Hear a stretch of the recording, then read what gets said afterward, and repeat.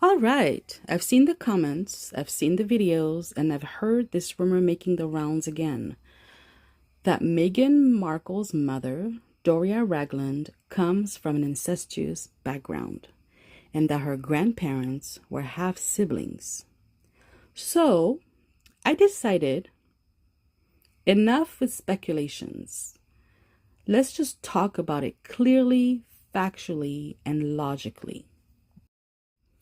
But before I go any further and deep dive into this topic, I just want to take a moment to thank you for being here with me today. I also want to remind you, if you haven't already subscribed, to do so and also click on the notification bell so that you don't miss a single video on any future topics that we'll be deep diving into. Doria Ragland was born to Jeanette Arnold and Alvin Azel Ragland. There is no verified evidence that her parents were related and no records suggesting they were half-siblings. That claim is simply false.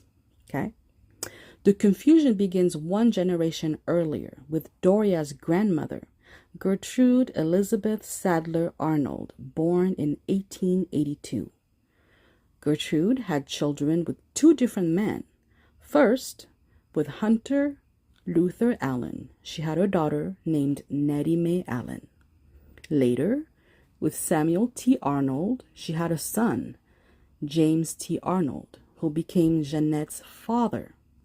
This means Nettie and James were half-siblings, but crucially, they did not have a child together.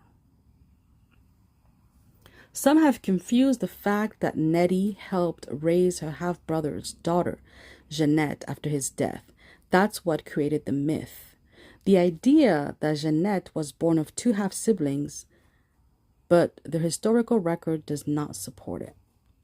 This has been confirmed through genealogical data form, like findergraverecords.com, the U.S. Census data, clarification submitted by even Jeanette's own great-niece on the website, and a formal write-up by Christopher Child, a genealogist at the New England Historic Genealogical Society. And I've also linked that article in the description, so you guys definitely can go look and read for yourself as well, okay? But let's entertain the uncomfortable question: what if the rumor were true? Because personally, I don't believe this would have happened. But again, if we're going to look at both sides of the scenarios, let's entertain that thought. What if it had been true?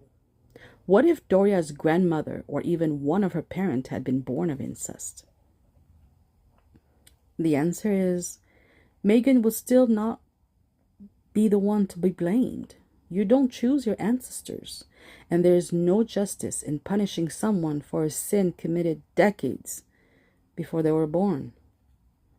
And if the royal family had found out during security vetting, they likely would have flagged it, but would they have blocked the wedding? Most likely not. Especially in 2018, this day and age. Okay, we can't stop a union just based on things that happened decades ago. And under the Succession to the Crown Act of 2013, the monarch has legal authority to approve or reject royal marriages for those in the top 6 of the line of succession. At that time in 2018, Prince Harry was number 6 in line to the throne. But a refusal based on ancestral incest, not present-day misconduct, would have looked cruel, regressive, and even quote-unquote racist in the modern age, as we all know. It's not about being complicit. It's about being strategic.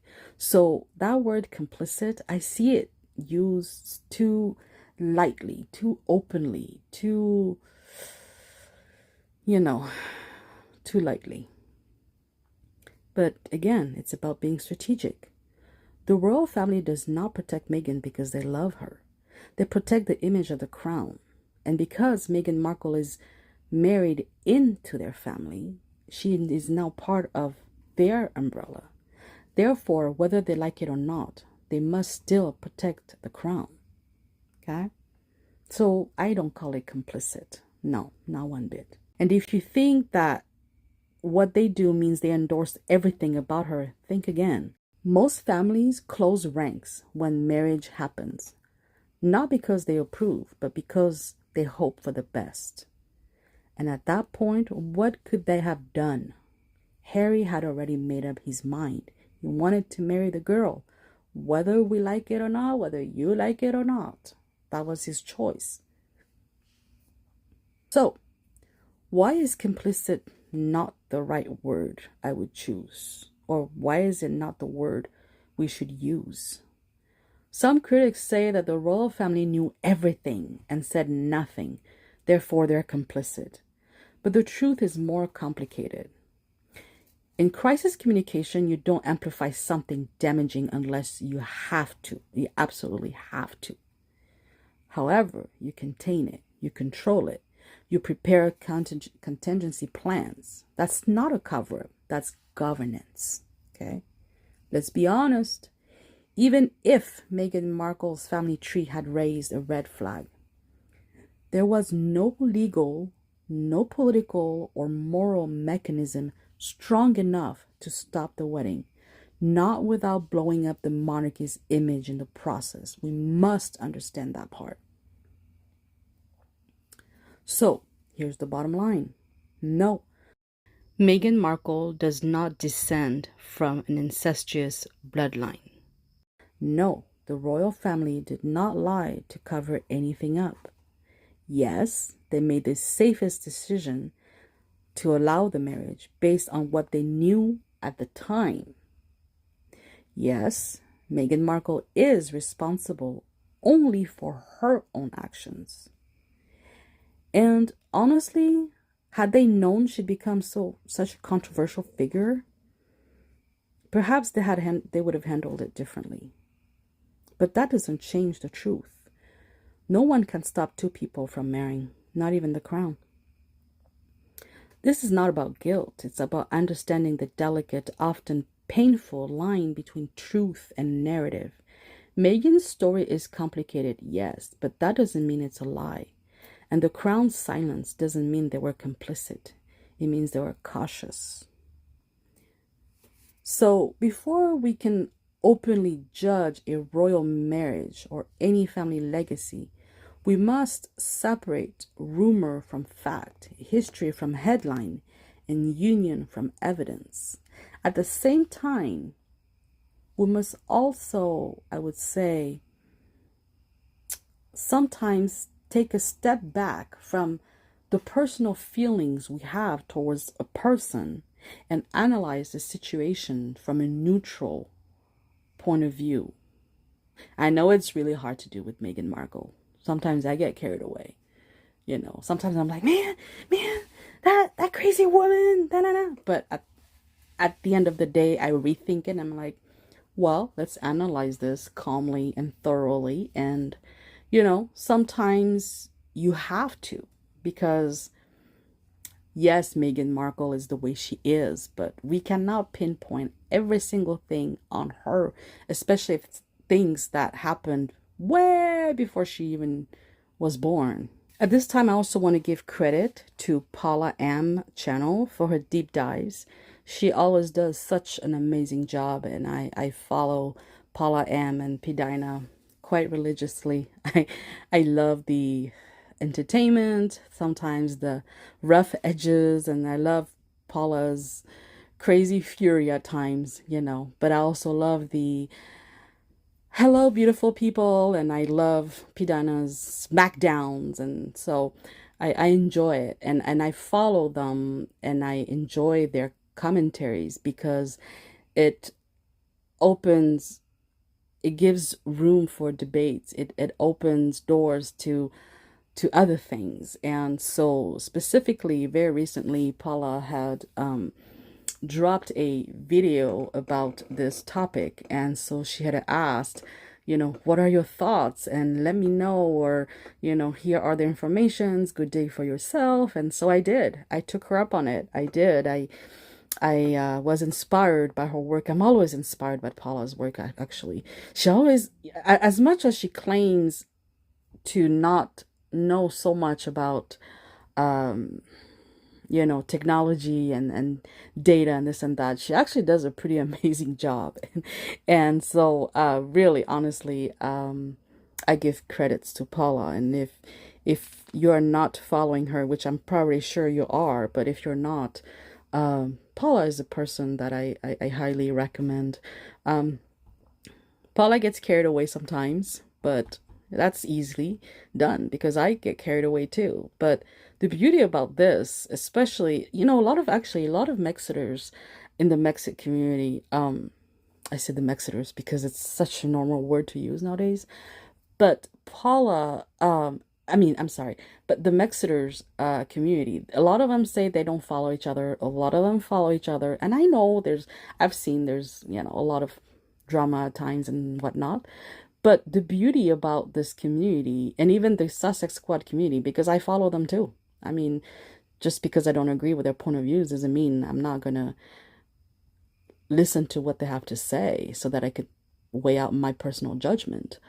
But I've been following the Mexican community for quite some time, and so I've got my favorites, and I follow each and every one of them for different reasons. Not because I agree 100% with what they say or what they think, but because I see their point of view, and I agree with some of it and I disagree with some of it, and that's what makes everything so beautiful. You know, it's a platform up for debates, and everybody's got a point of view, obviously. And because the royal family is such a polarizing family, it's such a famous family, despite it all, we're fascinated by them. I'm fascinated by the royal family, and I'm fascinated by history. I'm fascinated by philosophy, and so this is what propelled me to create this YouTube channel, so that one, I could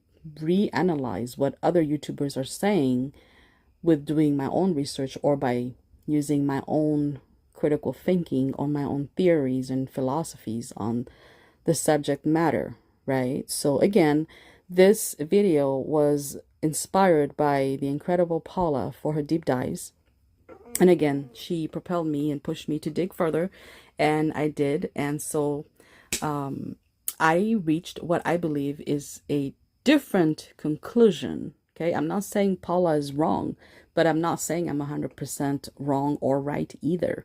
I'm just saying that my conclusion is different, and that, you know, yes, let's say there could have been some kind of incest, you know, somewhere. But again, that would make a perfect plot for a TV drama or something. But realistically, based on facts that are printed on black and white, it is too easy to assume that Doria Ragland comes from an ancestral family. Okay, there's not enough proof to actually pinpoint that. And so therefore, I must conclude fairly that I don't believe she comes from an ancestral bloodline. And so that is my conclusion. That is my theory. And so you're definitely welcome to also do your own research and come up with your own conclusion. I will link all the links below in the description of this video, so you can also go do your own research as well. Okay. But I will leave you with this note: to anyone saying that the royal family covered this up, maybe they did not cover anything. Maybe they just knew that none of this was Meghan Markle's fault to begin with. And I don't blame them for it, because if I were in that position, if Meghan Markle was to become my daughter-in-law, and this was part of her past, or her, you know, and something that she obviously had no control over, that would not have been ground enough for me to say no to the wedding. So let's base our opinions on facts, not viral speculations. Let's call out bad behavior, sure, but let's also be fair. Okay, truth matters, and truth deserves clarity, not second guessing. So again, thank you so much for being here with me. I appreciate your time. I appreciate your support. Again, if you have not subscribed, definitely subscribe and help me grow. I have so much more to tell you. There's so much more out there for me to deep dive into, especially the philosophy of monarchy and the ambition of power and governance and everything in between, and legacy and scandals and conspiracies and all that stuff. So I'm here to break things down, and I would love to have you back and participate in all of these discussions with us. Again, thank you so much for your time. This is Vespra signing off.